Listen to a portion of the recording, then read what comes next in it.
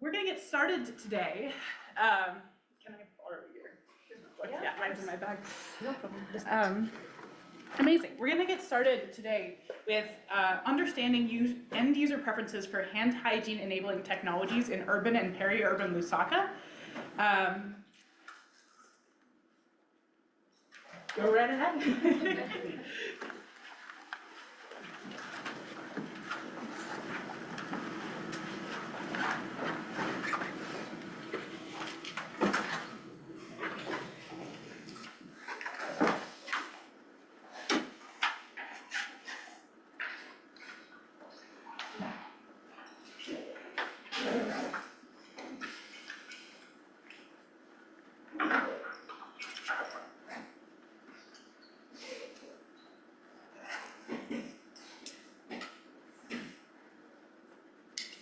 Good to go.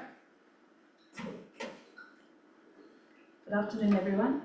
My name is Katayi Mwila-Kazimbaya, and I will be presenting on understanding end-user preferences for hand hygiene enabling technologies in urban and peri-urban Lusaka.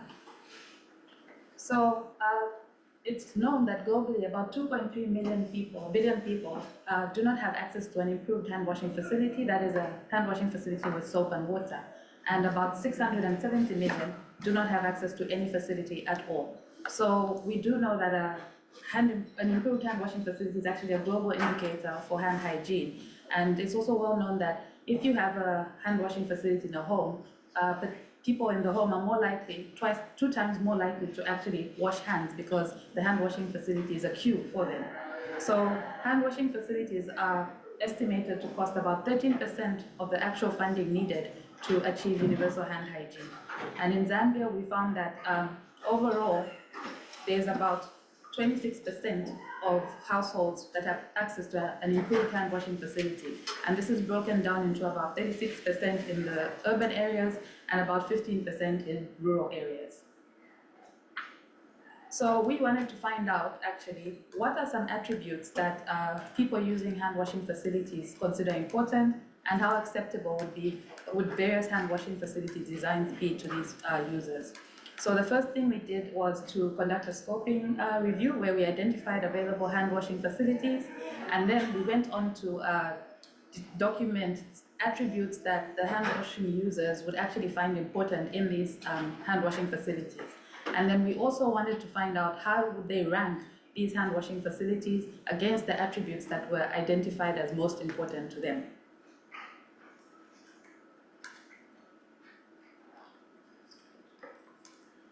So this study was carried out in George and Matero, communities that are within Lusaka. So in these particular areas, they are low income, and what you'd often see is multiple households located on a single plot, and most often their water would be obtained from what we'd consider a public standpipe.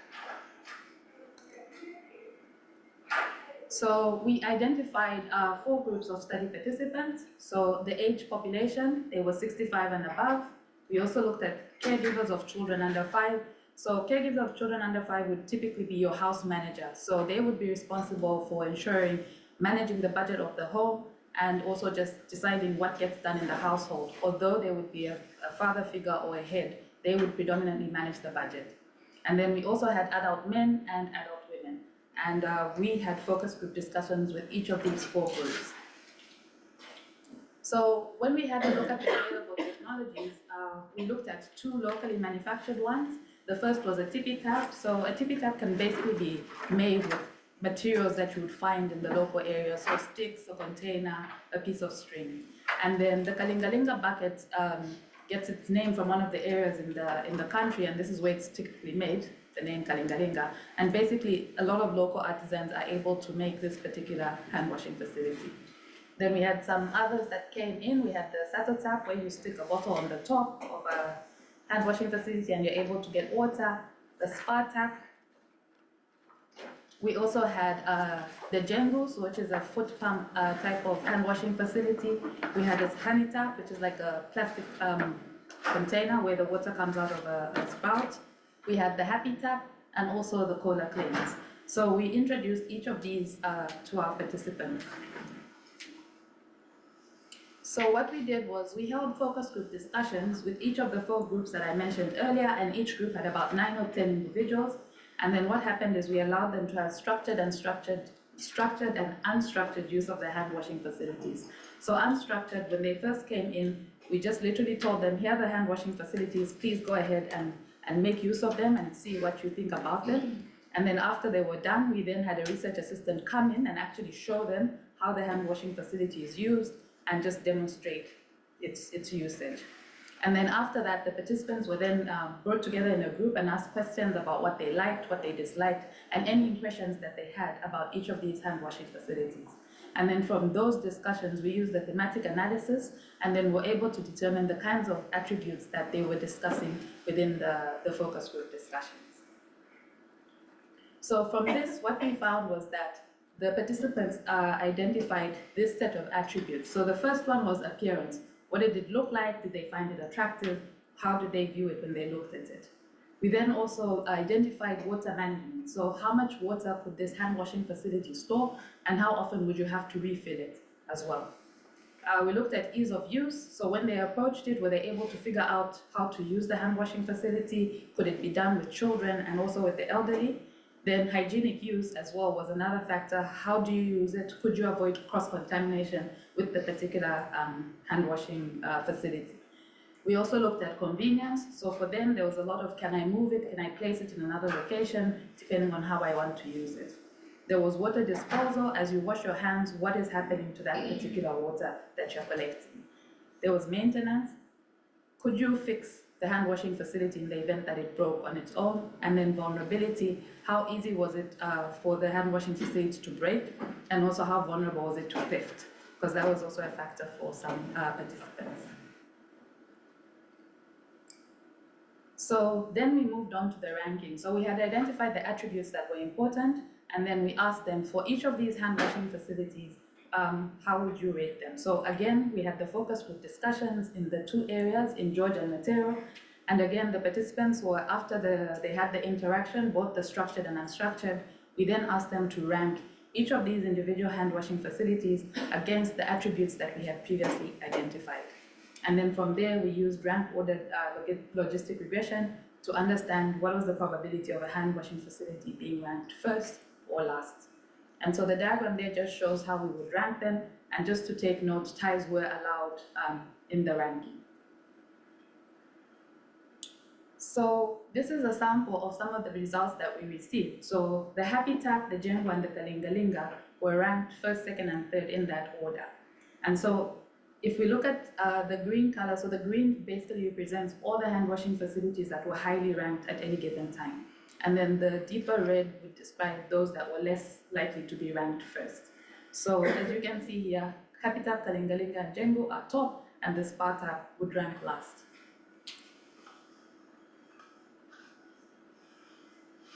So when we look across the attributes that we identified in the previous focus group discussions, you'll notice that the Habitat, Jengo, and Kalingalinga ranked consistently high across most of the groups, except, for example, with maintenance and vulnerability. And then we also noted that the Sparta consistently ranked last, but you also notice that all the facilities that ranked top also had a feature of a sink and a tap, and that seemed to be a key factor as well for most of the participants that we discussed with.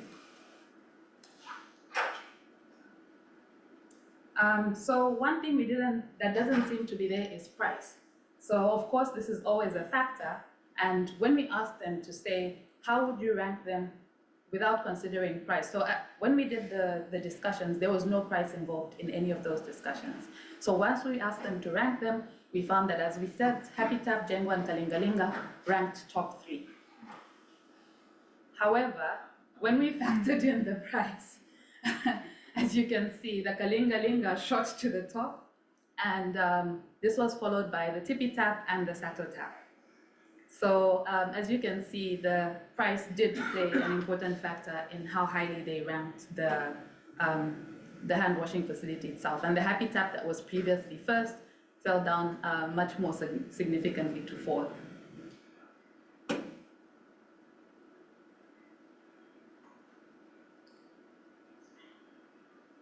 So we did have a look in terms of the variation in the groups. If we look on the left-hand side, before the price, we saw the Habitat, Jembo, and Kalingalinga across all the groups factoring in as the best hand washing facilities. But once we considered price, that changed to Kalingalinga, and this was regardless of which focus group discussion participants we had. So elderly, caregivers, everyone seemed to select the Kalingalinga, and there was no variation or very minimal variation in the other groups when you look at the other hand washing facilities. So we had asked the participants to say, apart from you ranking the hand washing facilities, in terms of the attributes, which one do you consider the most important? So hygienic use actually came top of the list, and this was also followed by water management. So we saw a similar result, I think, with some of the habitat work that was done, where hygienic use was top, water management was not really the same. But here we're able to see that hygienic use and water management were key for our set of participants. We also had a look at, across all the attributes now with price, we were trying to see some of the variations. And again, when we looked at price, the caregivers found price significantly important. And if you remember my previous mention, the caregivers are the ones that manage the home. So I would have I sit at home, my husband will give me the money, and then I decide what happens with that money. And so you can see that caregivers distinctly had a very high effect on price. So in conclusion, we identified the attributes that were most important to a variety of end users, and hygienic use and water storage capacity were the most important attributes for this particular set of participants. We found that the habitat and the Jembu were very highly ranked, but without price. But once we considered the price, the Kalingalinga bucket became the hand washing facility of choice. And then in terms of recommendations, we think it's important that hand washing facility manufacturers will continue to look at trying to reduce costs for these hand washing facilities, because it was clearly a very strong indicator. But we will also still look at some future work where we actually place these hand washing facilities in the home with the participants and see how they will then relate to those hand washing facilities. And we'll also try and look at how much would participants actually be willing to pay for these hand washing facilities. So, because we like technology, we have a preprint available, and this is the QR code for those that may want to look at the manuscript that has been written on this particular work.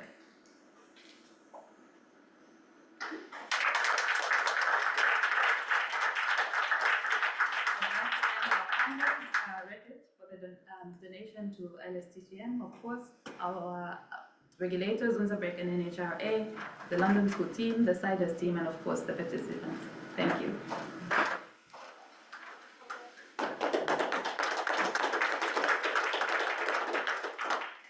We can take questions? Yeah, we have time for a couple of questions. Yeah, I just had two. One was, what was the difference between your participants when you say an adult women and the caregiver?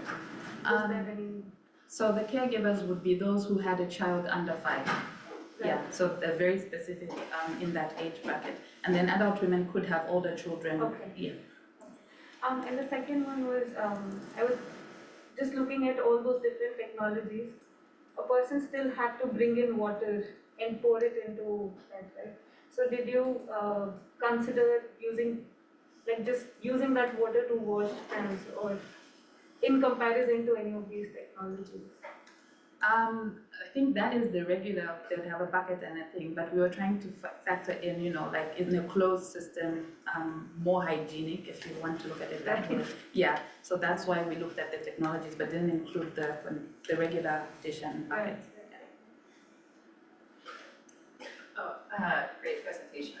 I was wondering if you could expand a little bit on what other types of maintenance these systems need. So I noticed that you classified water storage capacity different from maintenance, so I assume maintenance involves more than just refilling. Yeah. The water storage. So the water storage capacity meant how much water could you store.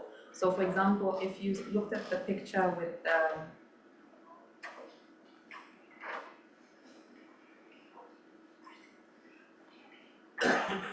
so for example, if you look at this picture, you can see the Sato tap, for example, just has like a 200 ml, 500 ml bottle.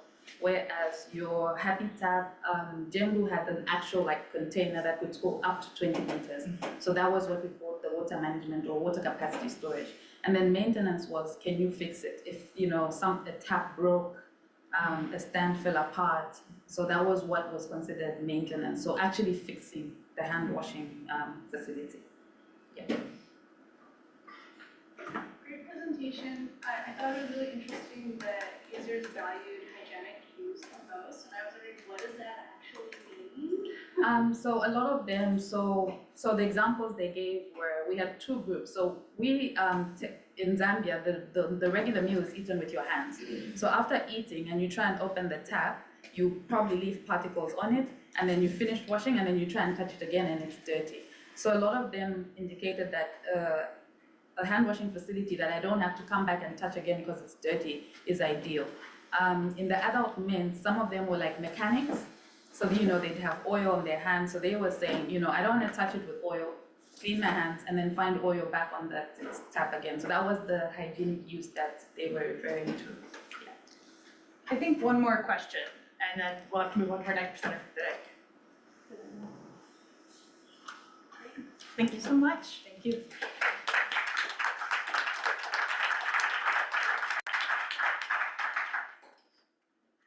Thank you for that presentation.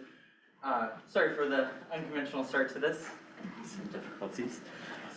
We'll be moving on to our next presenter, Stuart from Aquaya, if I'm not mistaken, who will be presenting on comparison of the cost and benefits of on-premises pipe water in rural Ghana, India, and Zambia. Thank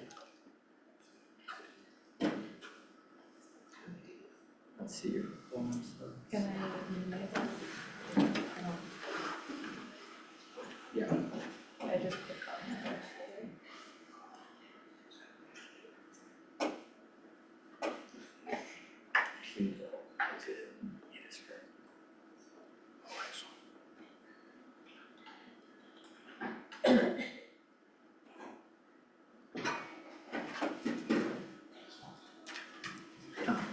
This one?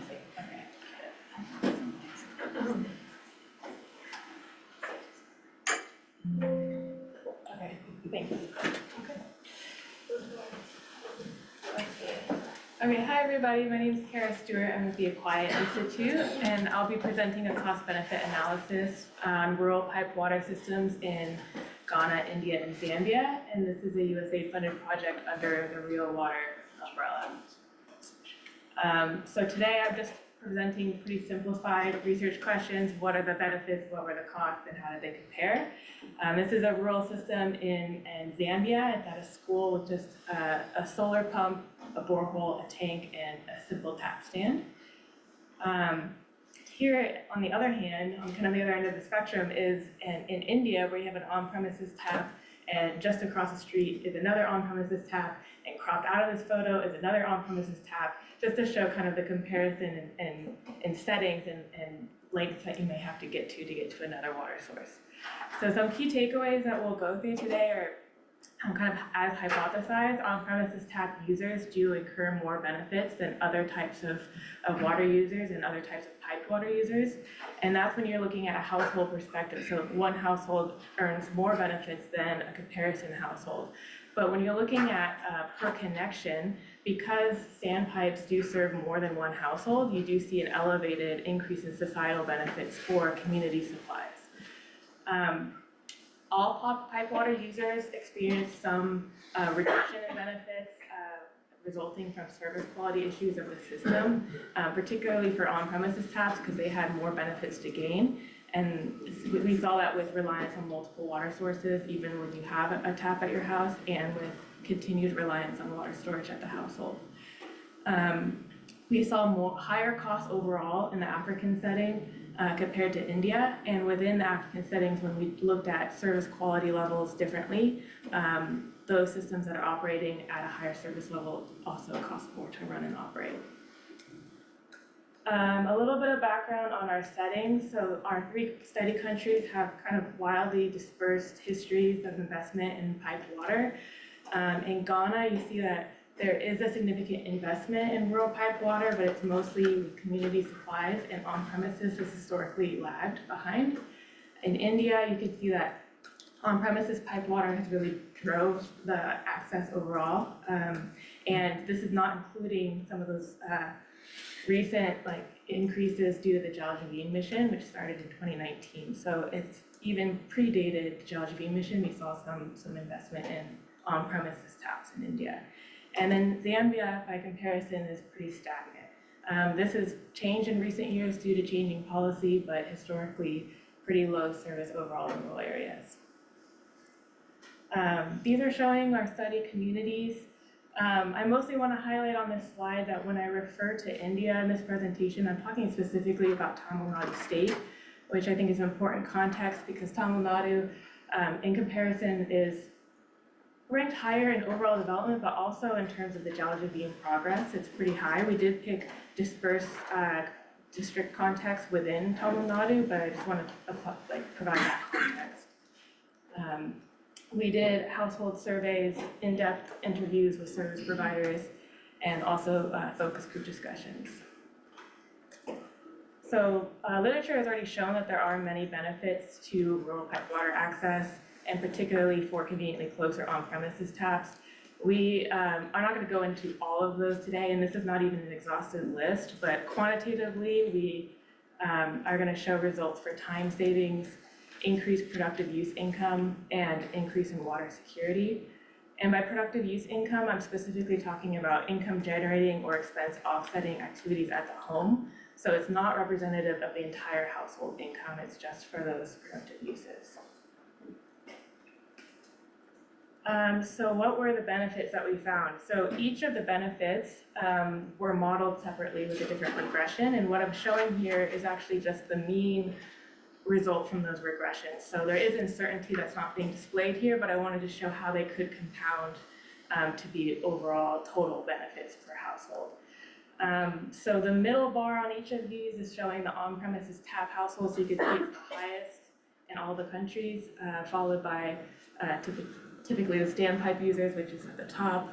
And then we have neighbors sharing, so those households that just go to their neighbor's house and use their on-premises tap. The blue is time savings, and you can see that that's the most consistent driving benefit across all of the settings. We do have some significant impact for productive use, but the economic value of that changes quite wildly depending on the setting. For time, women, it's probably no surprise, spend the most time fetching water. That's kind of shown in the further hemisphere of this plot, and the majority of the women are the adult women in the households that are fetching water. For the insecurity scores, we saw some, it was pretty insignificant everywhere. Most people qualified as highly secure according to the iWise survey that we conducted. So not super significant results, but we did see some slightly negative results in India and Zambia, and from looking at our focus group discussions, I think it's attributed to just the unreliability of the systems compared to the non-piped sources that are typically always available, even though they may be harder to collect from. I also wanted to highlight the what appears to be a negative benefit for productive use in Zambia for on-premises tap users, and I just wanted to emphasize that productive use activities consistently increased in all settings when you had an on-premises tap. It's the economic valuation that really changed. So you can see so what I did in here is I applied a hurdle model because most people did not engage in a productive use activity. So our data was very zero inflated. And so we first did a logistic regression to assess the probability of engaging in a productive use. And you can see that engagement did increase quite a bit for on-premises tap users, even in Zambia. But the dominant activity was different. And so it seems as though on-premises or convenient access to water increased the likelihood that you would pick up a secondary income. And that usually was gardening in Zambia. And that just came with a different economic valuation than selling food or beverages. And it was less likely to be their sole source of income. And so there's probably also some food security benefits that are not accounted for here as well. So as I mentioned, when you're looking from the connection perspective, there are higher societal benefits for standpipe users, and that just has to do with the assumed number of households that are accessing a single standpipe. So we assumed that 250 people were using each standpipe, and then some proportion of people are also sharing those on-premises taps, so we tried to account for that. And those numbers came from our household surveys, quite different sharing practices across our 3 settings.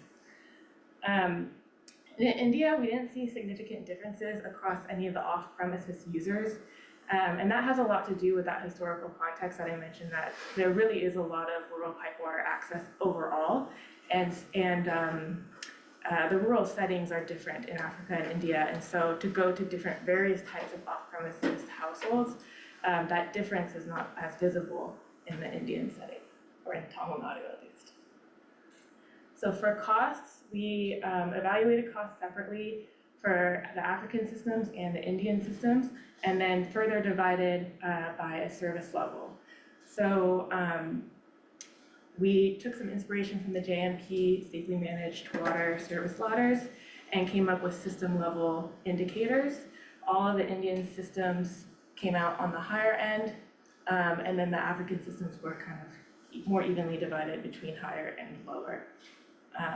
And I'm not trying to say that higher level is excellent service, we just had to divide the system somehow to make them a little bit more comparable. What I'm showing here are our results where the expenses were annualized, so that includes the capital expenses, but we also evaluated them different ways in our larger study. And I assigned a year of system to increase comparability as well. So you'll see on this plot, the first plot is showing recurring costs over time. And so on the y-axis are those year of systems. And I grouped them because of data limitations in the financial records to try to make it a little bit more reliable estimates. And so what you're seeing are distributions that came out of a Monte Carlo analysis. The darker distributions are the Indian systems. And then the African are the light blue and the yellow, low and high. And so the takeaways here are that despite being a higher level system, the Indian systems are lower cost over time, both in the recurring costs each year, and then also you can see the cumulative costs overall, they're quite a bit lower. But within the higher or lower dichotomy, the higher level systems cost more to operate. There are several reasons why we see these cost savings in India. Part of it could be the top-down approach that they use with a lot of government support that has led to economies of scale. As I mentioned, the rural contexts are very different between the 2 settings. The systems are also generally older, and so when we put everything in the context of these years of systems, they do have like more depreciated capital costs when you get to year 1. And yeah, we see this like difference in year 1, even though it's just recurring costs, because the number of connections increase in year 2 for those that are constructed in year 1, and so when you normalize, there's a lag in that normalization. Okay, so here's the kind of final results for what we saw in our study systems. These are showing benefit cost ratios for each of our kind of groups of systems. Again, the blue is higher and the yellow is lower level. So the decreased costs of the lower level systems push them up higher, so you see higher benefit cost ratios for those systems. The more like dispersed ranges that you see, like particularly like India comes out, but also in the Ghana systems, that's like a, that could be attributed to 2 things. One of them is the more complete financial records, which led to more natural variation in the cost estimates compared to us modeling or estimating costs over time. And then also more statistically significant benefits will shrink the overall Monte Carlo analysis. And then as I mentioned at the top, this is like showing every benefit that could be attributed to on-premises connections or piped water users in general. So we're doing a pretty good job at recovering costs, even when we know that we're not including everything. And part of that hampering of benefits is the fact that even on-premises households are still relying on more than one water source and still storing their drinking water. That was pervasive in all of our settings. The stored drinking water may be part of the reason why we saw overall pretty low chlorine residuals across the board. As systems start to serve higher proportions of the population, then you'll have less households sharing those community sources, and you'll see an increase in benefits over time. I'll stop there.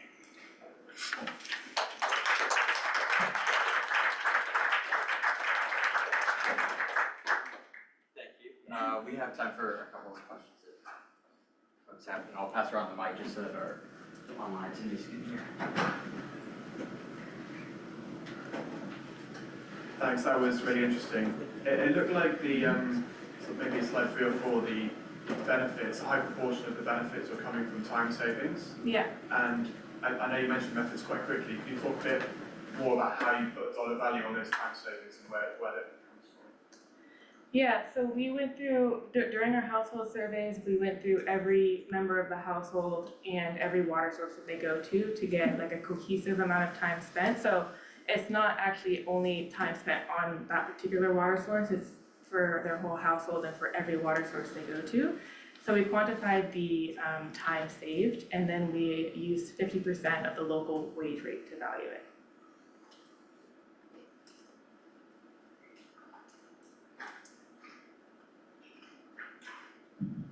Perhaps within those older Indian systems, did you see any occurrence of households that had moved from yard taps to indoor taps or indoor connections? Or is that sort of unheard of? And if so, is there any sort of chance to build a dichotomy between those two where there's difference in benefits?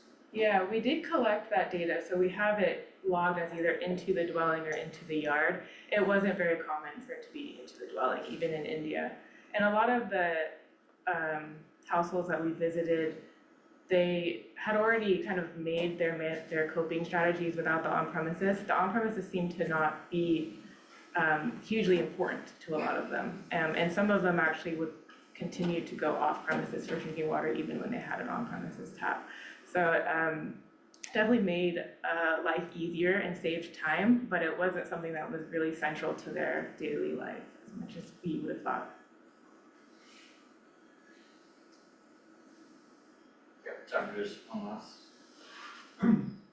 As levels of on-site connections increase, then you generally see less usage from the water pumps. Yeah. Does that affect the analysis? You may have explained it, but what did you have insights on that kind of dynamic?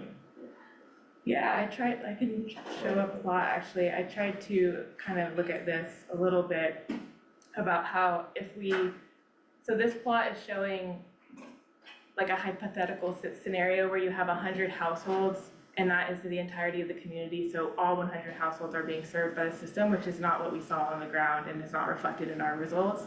But this is showing if all 100 households in each country are served by a standpipe in green, how those benefits will decrease as people continue to adopt on-premises taps. So that inflection point will change depending on the setting. And again, these benefits are added benefits. They're not like cumulative benefits, so it's compared to that baseline of going off premises to a non-piped source. Great, thank you. For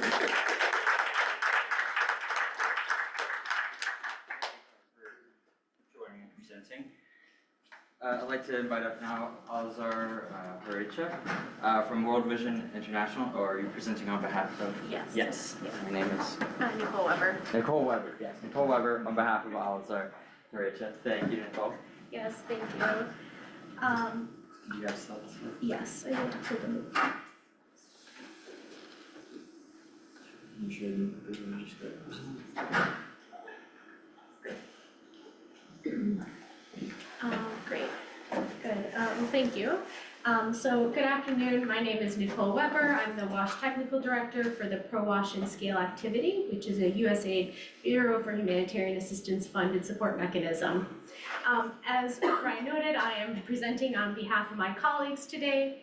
I will try my best to answer questions, but if you ask difficult questions, I probably will just share their email addresses and really connect you. And they're very open to sharing more. So first, I'd like to welcome everyone to this presentation on a transformative household hygiene intervention in Ethiopia. So our colleagues aren't here today, but this work has been done by a variety of partners, Pro-WaSH and Scale, Sphere 2, which is the first line here, you can see the logos of the project. It's a resilience food security activity in Ethiopia with support from Pro-WaSH and Scale, University of California, Berkeley, and FHI 360 and Tetra Tech as part of the WaSH Pals 2 program. So we want to first recognize all of their contributions. So the first question is, why transformative WaSH? What is transformative WaSH and why research on this topic?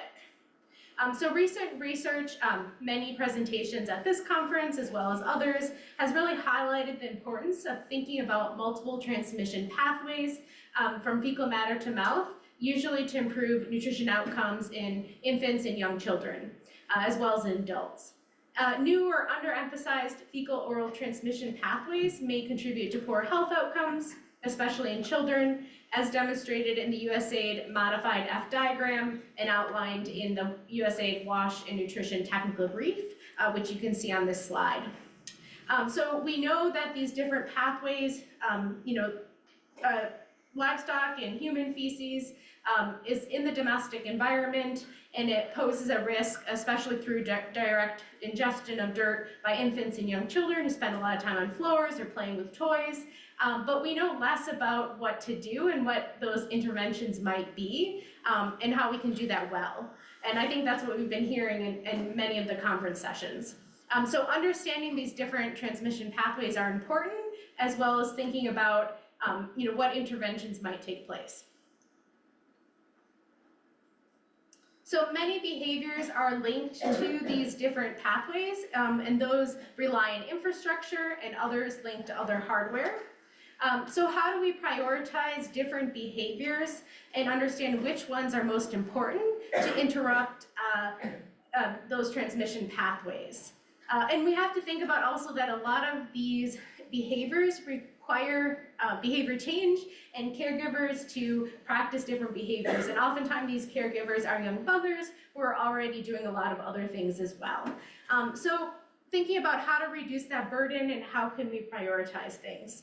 And so in this example in Ethiopia, there were 18 different behaviors, which is a lot. So this research is really to think about how can we structure and streamline those. So to do that, since 2023, a group of partners have been working to design and test an intervention with the Sphere 2 activity in Ethiopia. As I mentioned, that's a resilience food security activity funded by USAID Bureau for Humanitarian Assistance, led by World Vision in partnership with CARE, Horecha, and IFPRI. So the overarching objective was to identify priority behaviors and a minimum package that can be promoted to help facilitate those behaviors.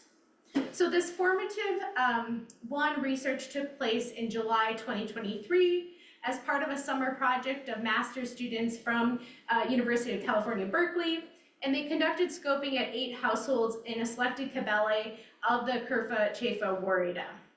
These 8 households were provided with a set of key hygiene products and brief behavioral messaging that went along with those products.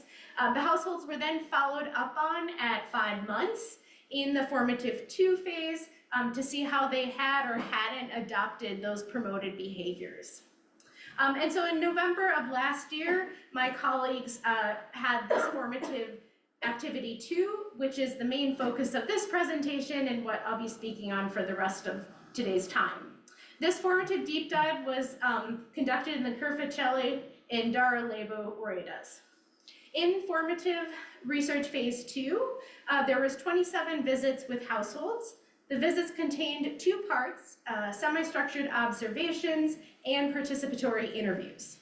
There were 20 focus group discussions on potential hygiene behaviors and products focused on key hygiene products and co-design of potential household solutions.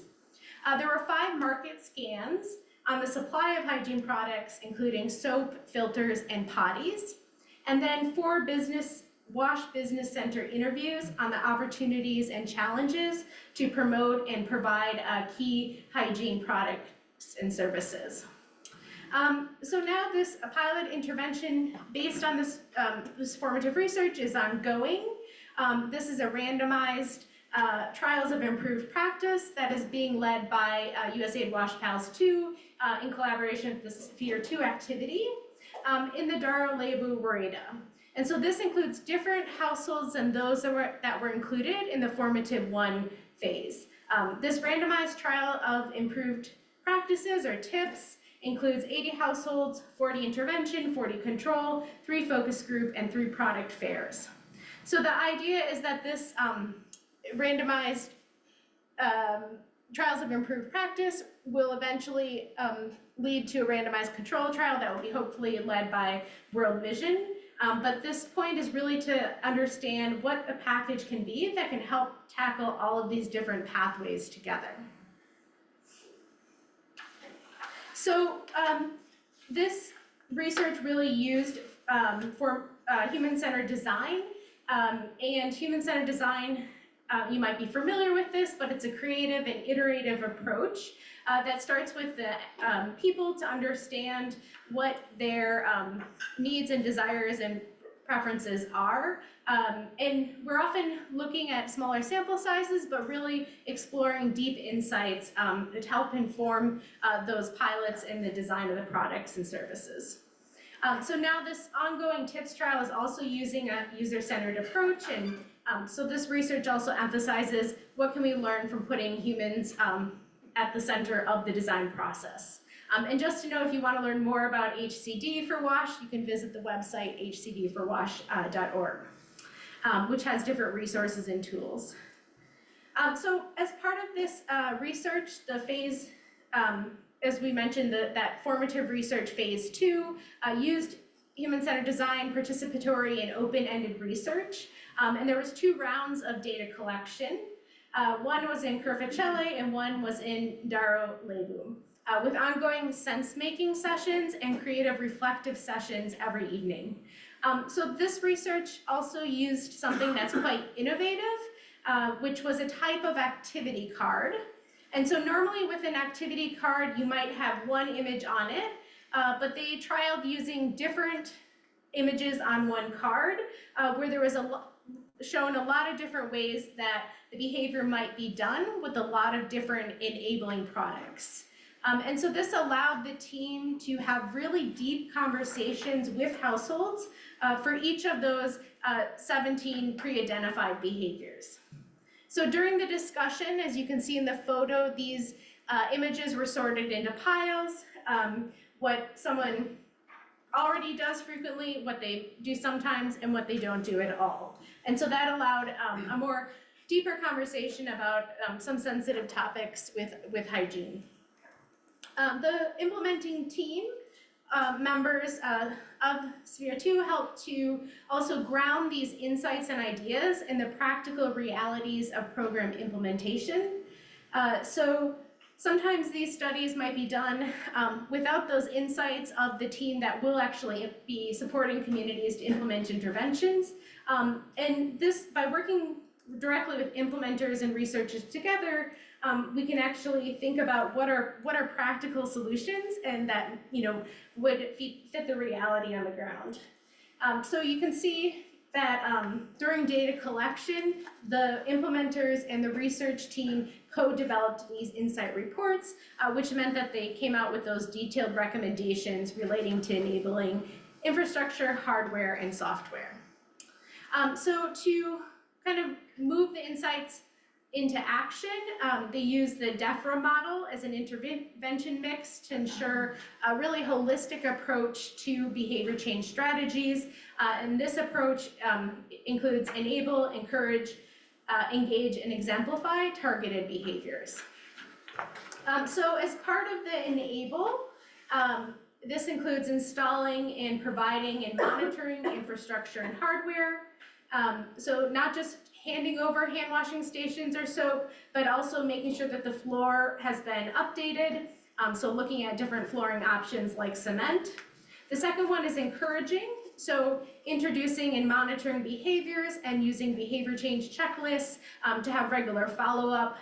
Engaging family members and neighborhoods through a pledge poster that's signed by household members, and then exemplify. So supporting households through WaSH businesses and community health workers to really reinforce and demonstrate those behaviors. So this is just an example of the checklist and that pledge poster.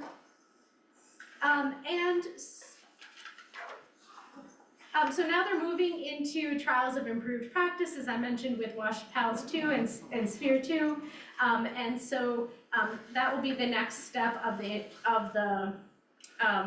intervention. So again, these resources are available on our website. We have the full research reports for the 2 REDAs. This is an opportunity for us to think about human-centered design, but also moving from the research we know around hygienic environments to action. Thank you, and again, special thanks to my colleagues who weren't able to be here today, the Sphere 2 team, FHI 360, and World Vision, as well as the team from UC Berkeley who did some of that groundwork. Thank you. Thank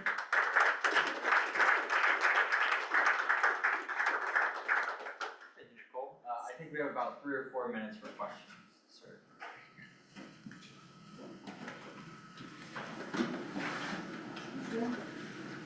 Hi, thank you for a very nice presentation. The name is Maria from SNB in Zambia.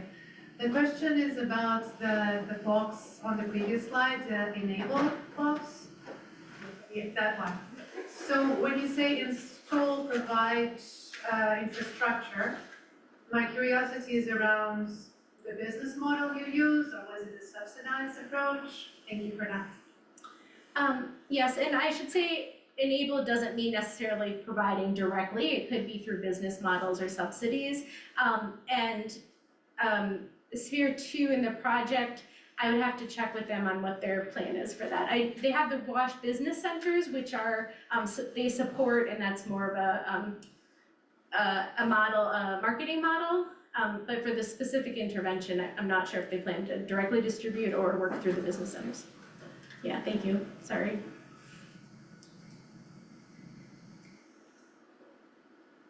For 1 or 2 more questions.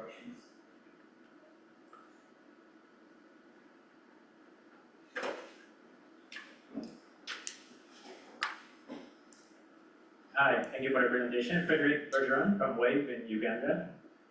Which indicators did you use, or are you going to use to measure the success of these interventions? And is it related also to water quality of the drinking water in the home? Yeah.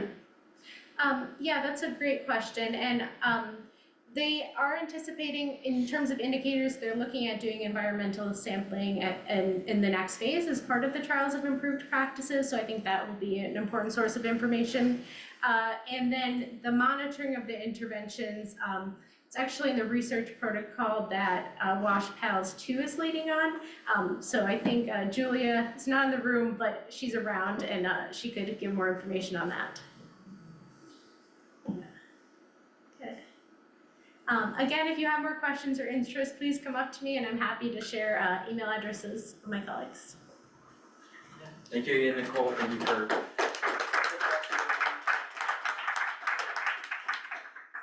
All right, now I would like to invite up for our final speaker, Kondwani Chidziwisano.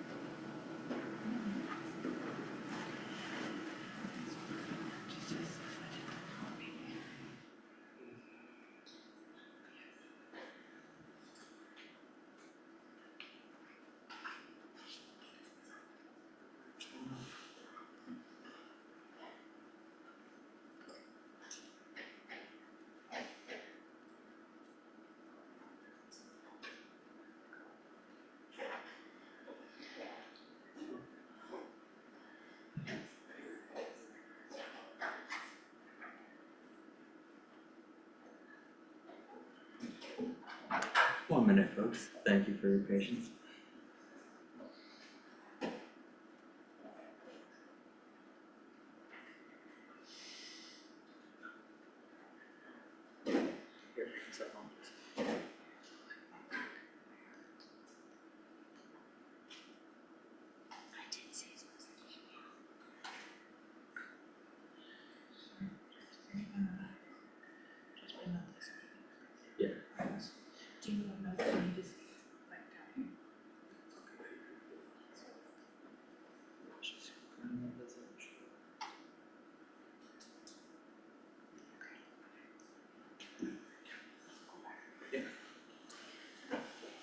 Thank you very much.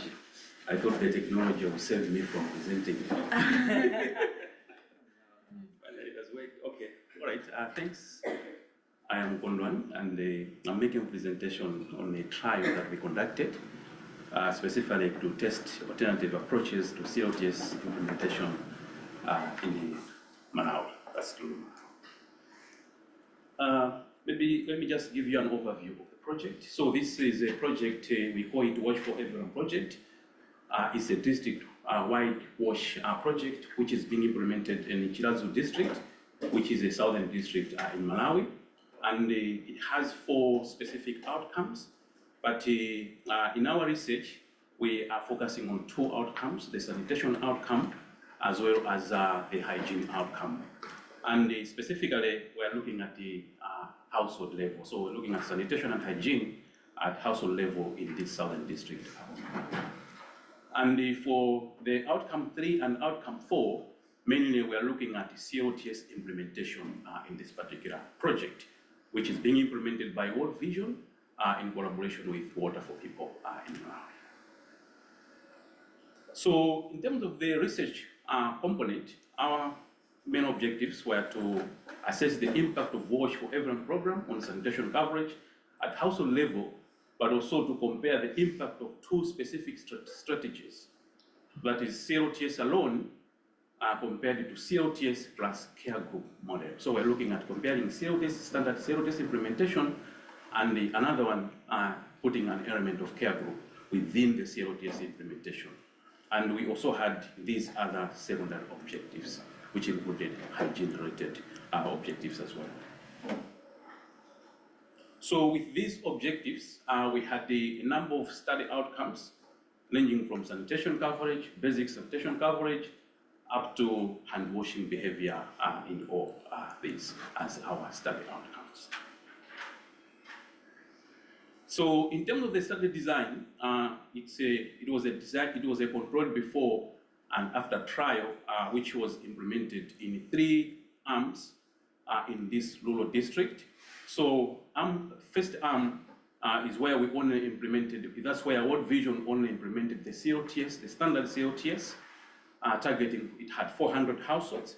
Arm 2, it also had 400 households, but in addition to the standard CLTS implementation, there was an addition or integration with the care group modeling approach.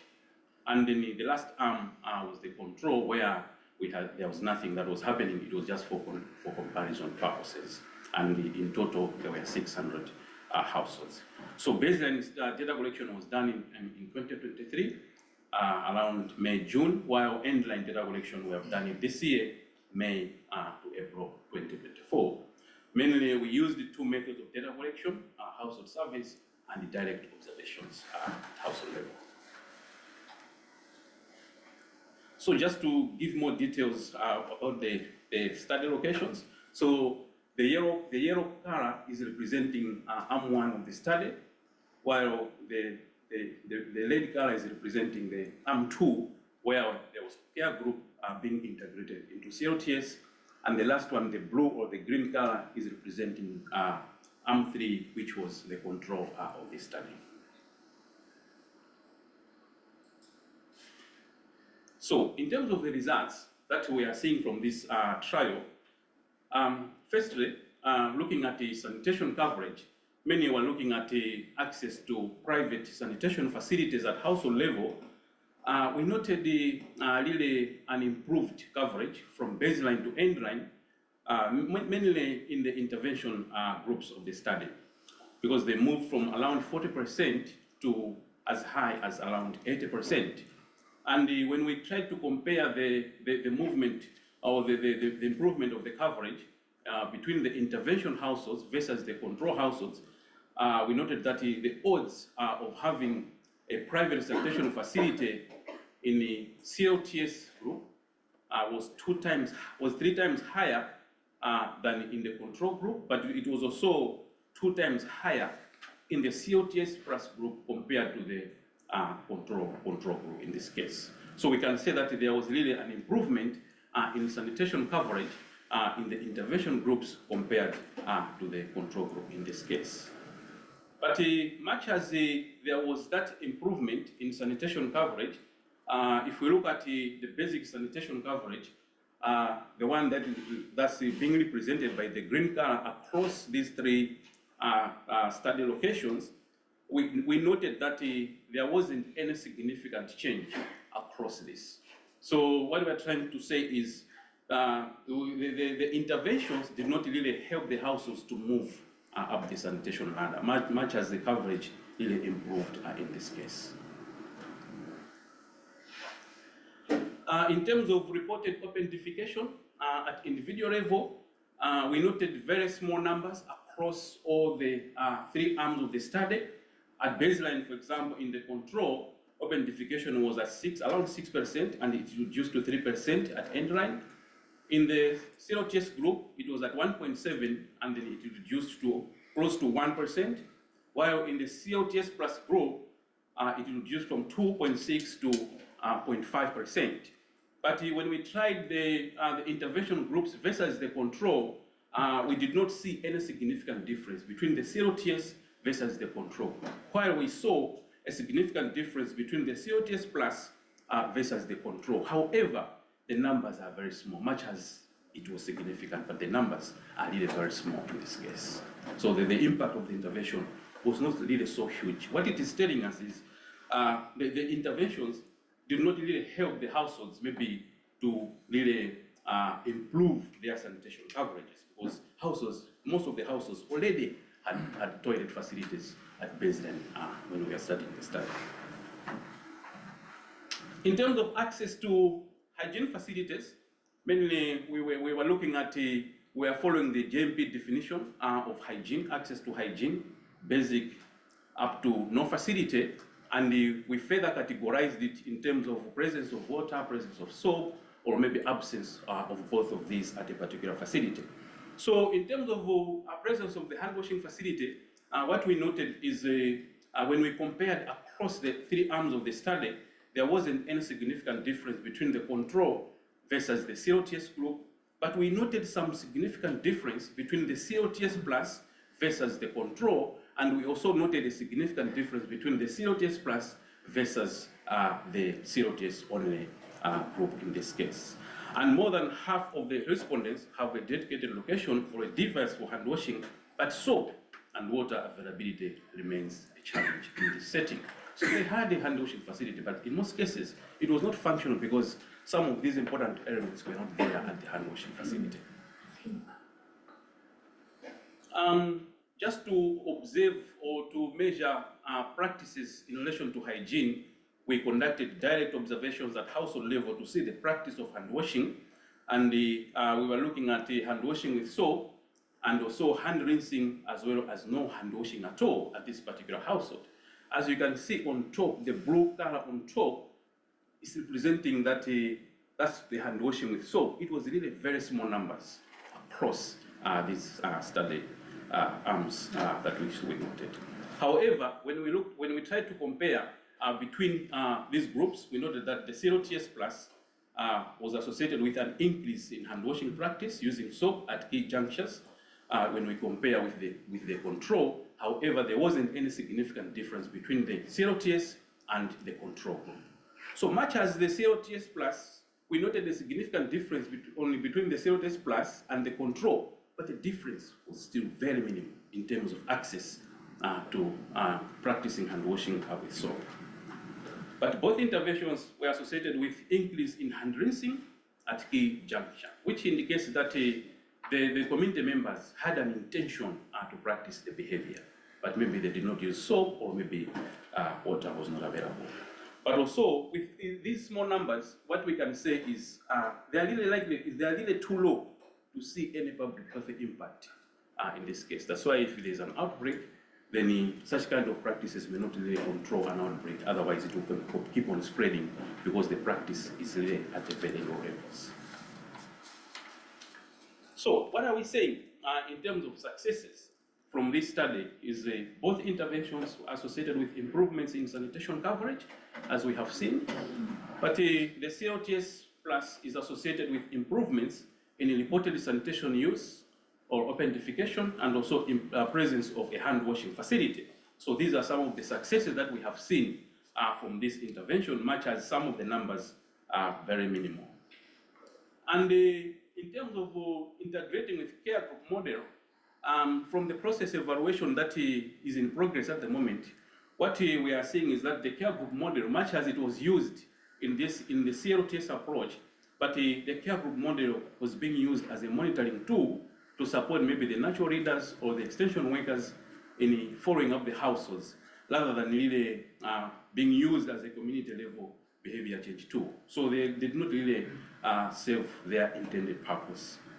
And the data suggests that CLTS plus care group were slightly more effective at changing routine behaviors, especially sanitation use, as well as hand washing.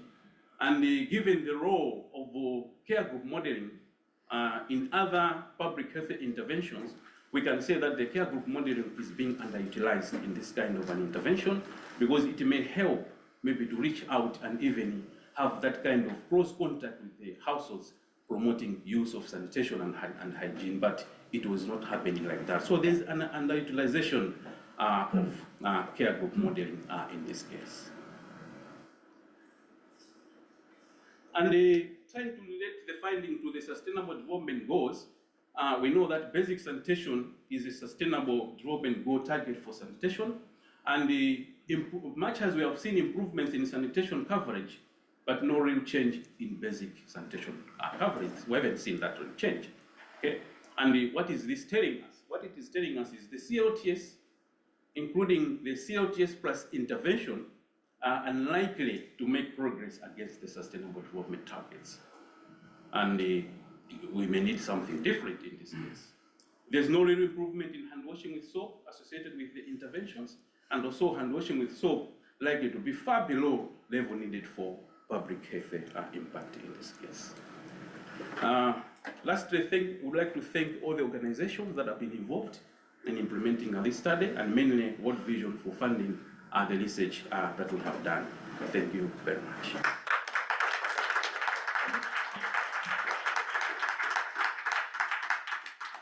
you, Kondwani. We have time for we have 3 minutes for questions. 1 or 2, yeah. Okay. We'll start here.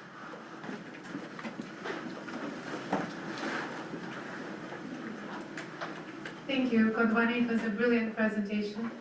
I'm curious about the movement from the baseline to headline for the control group, which was at 20-something and then it became 40-something with no intervention whatsoever. Do you have an explanation for that? I'm not sure if you collected data. I'm just really curious. Thank you. Yeah. No, I think that's really an important observation. We didn't really go far checking why it went up to that level, but we are having 2 possible explanations. The first possible explanation is before we started conducting this trial, this area was hit by cholera. So there was cholera outbreak in the area, and there were a number of organizations that were moving around promoting sanitation and hygiene. So likely we were having a thought that maybe that contributed to the increase that we observed in the control area, despite not having the CLTS or CLTS plus kind of an intervention. Thank you, Kondwani. My name is Maarten from Amber Delta Africa. I have also a question about exactly that slide you referred to, but then the baseline and the end line, I mean, maybe you can show it, because I have a question. As you're concluding that the on sanitation or hygiene? For sanitation. Okay. Because reading this, if I add basic and limited as, if I categorize that as improved sanitation and the rest as unimproved, it seems that unimproved sanitation increases with the CLTS plus approach. However, you conclude that the CLTS plus approach improves the sanitation levels. So I'm a bit confused, maybe about this graph or the conclusion. You understand what I'm saying? I didn't hear you clearly at the end of the question. Maybe if you may edit it a bit. So I see, if you look at the CLTS diagram on the right, then I see that the two upper categories, limited and basic, together, they shrink, right? This one and this one? No, just within CLTS plus. Oh, within CLTS plus. Yeah, between baseline and end time. If you combine limited and basic, because together they are improved sanitation. The green and light yellow. Yeah, so the top two levels. This one and this one. Yeah, together they shrink. Yes, yes, this one. So over time it seems that, and the rest is unimproved. So over time it seems that in that particular area, unimproved sanitation increases and improved sanitation decreases. So this one, the private and improved increased, okay? This one? It's private unimproved. Yes. Yeah, so but that is, I don't care about, that's bad for me, so I don't want. So I want improved. I don't want private unimproved or shared unimproved. It's all, for me, it's all bad, basically, to make it a bit blunt. And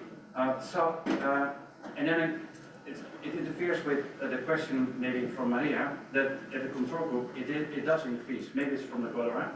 How then, can you explain on the right why the unimproved sanitation is increasing? This one. Yeah, all of them. So Because people are going from shared and they're installing all the treatment by taps. Exactly, yeah, okay. So I'm not really getting the question clearly. Just as maybe an explanation. I have a question. So I was going to say we're actually at time, but I would recommend. Yeah, we have 5 more minutes in the session as well, Okay, so we can. Thanks. So I'm curious, I don't think you gave an explanation like why you chose this design in the beginning, but what are the challenges to CLTS in Malawi that made you think about adding a pair group to solve those challenges? Or what are those challenges and how do the pair group potentially solve those challenges? Okay. Yeah, thanks very much for that question. So there are a number of issues that made the research team to go this direction. The first one, if you go by the CLTS standard implementation, you rely on the natural readers and the extension workers. And in most cases, the extension workers are the ones that are doing more work than the natural readers, maybe because it's voluntary kind of work. And in that case, you find that it takes time for communities to be declared ODF if they have to be declared ODF. So, but we know that the care group modeling has really worked well, for instance, in nutrition programs. So the idea was to say, why can't we use what has really worked well in the same communities when promoting nutrition and then try it in sanitation? If it works well, then we may also be using the same kind of an approach. That is why we brought in the element of care group within CLTS implementation. Yeah, thanks. Thanks, Kondwani. I wanted to just get some details on the CLTS program itself on basic sanitation. Does the program actually promote acquisition of basic sanitation? What maybe to describe the improvements that were made over time would also help look at how the graphs are moving, because as you said, there's no improvement in basic, and we want households to rely on at least basic sanitation. Yeah, that's really an important question. I should say that the way CLTS programming has been designed in Malawi, it doesn't really promote ownership of a basic sanitation, like to move up the sanitation ladder. At the moment, it emphasizes on a particular household just to have a latrine or a toilet, whether it is unimproved or it is improved. Okay, but if we look at the baseline data before our intervention, the coverage of toilets was somehow high. Well, they were not very low, about we're talking around 40 something percent, and then it went up to around 80. But most of them are unimproved. So the challenge with the unimproved is that the SDG targets, they want us to achieve the basic sanitation, which is improved kind of a toilet, which is not being promoted mainly in CLTS approach. That's why there's a need to really look at the way we're implementing CLTS so that we target the SDG indicators rather than just saying, let's have a toilet. Because the problem of unimproved toilets, when there's a cyclone, for example, all the toilets are demolished, and then you are back to square one, much as you achieved maybe 100% coverage of the toilets. That's why basic sanitation is really an important indicator in such communities. Yeah, thank you. So thanks everyone for attending. We have reached our time on the session today. Thank you as well. Thank you to all of our presenters. I also want to, with the change of program, I didn't realize this, but I also want to recognize Stuart, who had one of the awards for one of the top 10 abstracts this year. So congratulations. Thank you everyone for attending. I do encourage you to stay and continue to ask your colleagues some questions about their presentations. I know there's something we had to cut short due to time, but also please make your way to posters. I don't have my little xylophone with me to encourage you all to go to posters, but thank you all. I'm gonna switch this back first. What it was.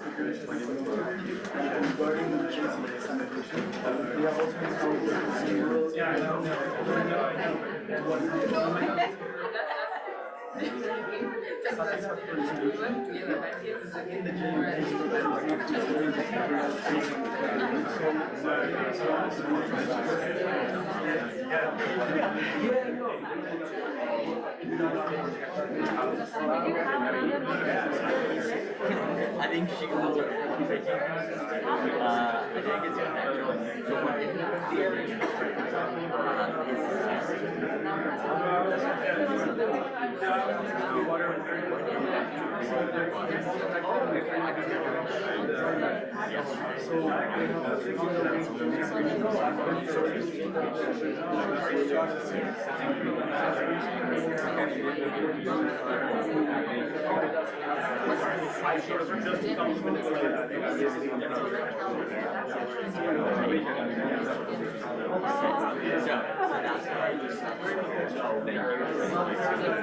I assumed you were note taking, which is why I was like, oh my gosh, I'm not. I was taking it. Oh, so you didn't take it? No, I was typing. Okay, I couldn't tell if you're taking notes or if you were on. No, I was on Slack. Thank you so much for being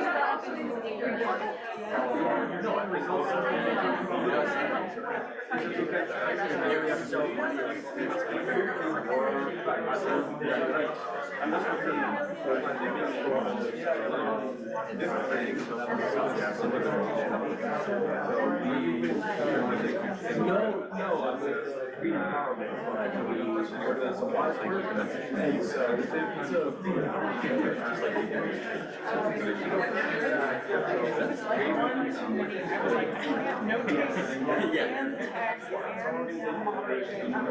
No, you did great, thank you. Thanks for so sorry for the... No, it's fine. At least we got going. I know, we had a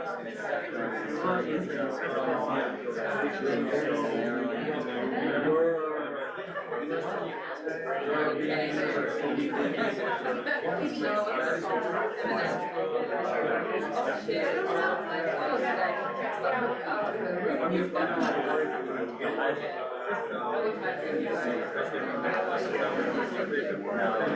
you very much.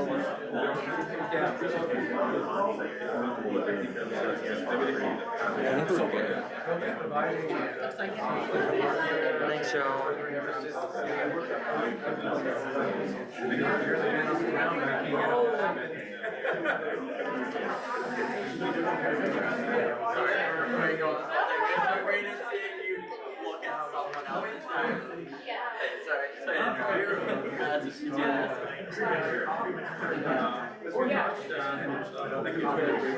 Yeah. About, we sent emails, our locally found, is this something that can actually be a local? Yeah, it's a response or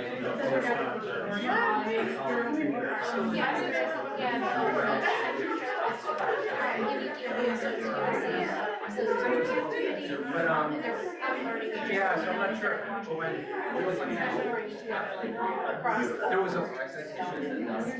there was a poster yesterday that I can share. And then the final, the study is done, the report is reviewed by USAID. And then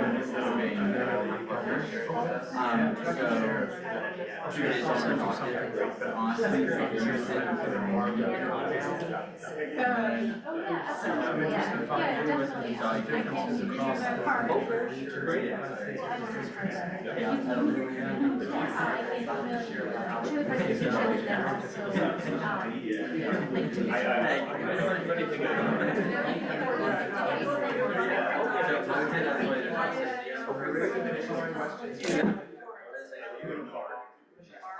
the card I have is from like before I was born. As my first one now, finding out what don't check.